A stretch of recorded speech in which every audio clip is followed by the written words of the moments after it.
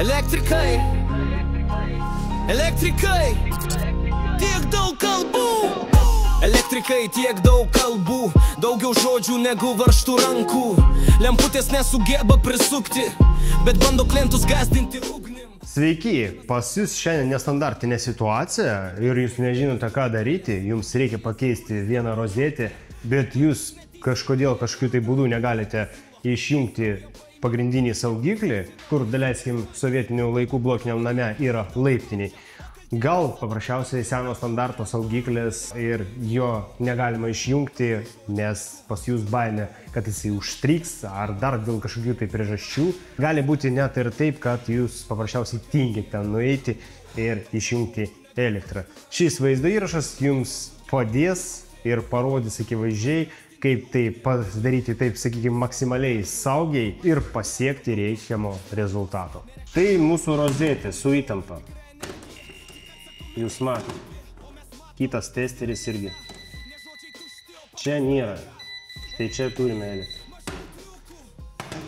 Mums prireiks rozetės, nes mes paprasčiausiai norime pakeisti. Galvokite taip, kad šita rozetė buvo įstatyta, ne, buvo trumpi laidai ir ką mums daryti. Mes ją nuimame, tada reikia patrumpinti laidus. Šios laidus trumpinti iškart visus negalime. Paprasčiausiai padarom pirmą įžeminimo, tai kažkur va taip, ant 4 pirštų. Tada nulinė laida ir fazinė. Šis laidas rudos spalvos su įtampa. Labai būkite atsargus. Aš iš viso jums siūlyčiau užmauti pirštinės iš gumos, kad netrenktų elektrą. Dar kartą įsitikinkime, ar yra įtampa. Kaip mums nuimti izoliaciją? Iš tikrųjų, su peiliu blogas variantas, nes paprasčiausiai mūsų trenks. Toksai variantas netinka. Tai pasiimkime replis ir va taip atsargiai nuimkime. Tada išpakuokime mūsų rozetę. Oho, net čia ir rozetė su įtampa.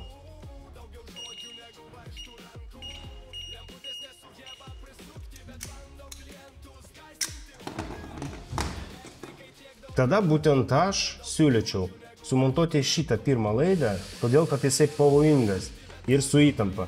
Ne įžeminimo laidą, ne nulinį laidą, o laidą su įtampa.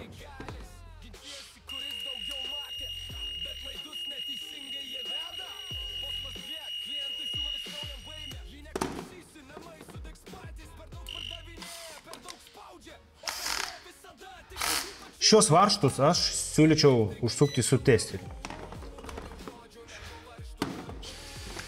O štai čia mes galim jau tą izoliaciją su paprasčiausiu peiliuku nuimti. Kiek nuiminėti tos izoliacijos? Kažkur tai apie 1 comą. Daugiausiai 1,5. Dabar nėra reikšmės, arba mes sumontuojam nulinį laidą, arba įžeminimą.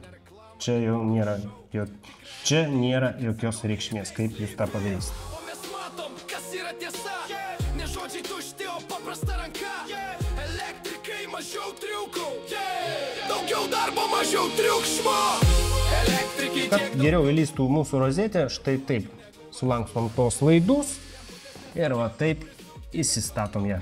Tada mums būtina gerai prisukti ir sumontuoti šitą rozetę, kad vėliau traukiant už laido, kad ji neiššoktų į išorę. Mes su jumis turime įvairių varžtų. Pasižiūrėkime, koks čia geriau tinka. Čia mes plytelių neturim.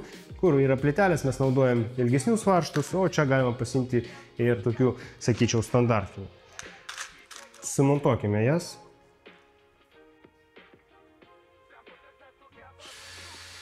Nes matot, visos skylutės čia apšiktos. Gerai būtų, aišku, nuimti to glaisto, kad nesimaišytų.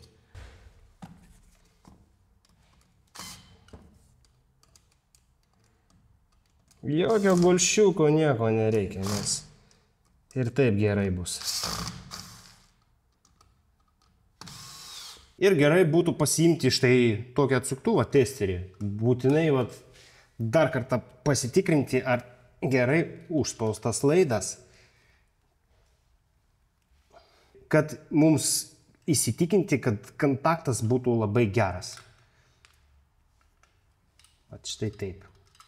Įžeminimo laidas irgi labai svarbu. Dabar aš tikrai įsitikinęs, kad šis vaizdo įrašas jums padės sumontuoti, pakeisti, ta prasme, rozetę, neišjungus elektrą. Būtinai parekomenduok šį video savo draugams, o taip pat ir nepamiršk pats prasinumeruoti šio kanalo, nes būtent čia jūsų laukia labai daug naudingos informacijos. Jeigu patiko šis vaizdo įrašas, būtinai uždėkite gerą didelį laiką, o jeigu jūs turite minčių ir žinote, kaip tai padaryti geriau arba kitaip, būtinai rašykite ir dalinkitės komentaruose. Linkiu jums šiandien gero sujungimo, visada turėkite 220 jūsų rozetėje, laimės, sveikatos, nepamirškite kito vaizdo įrašo, nes mes su jumis pasimatysime jame.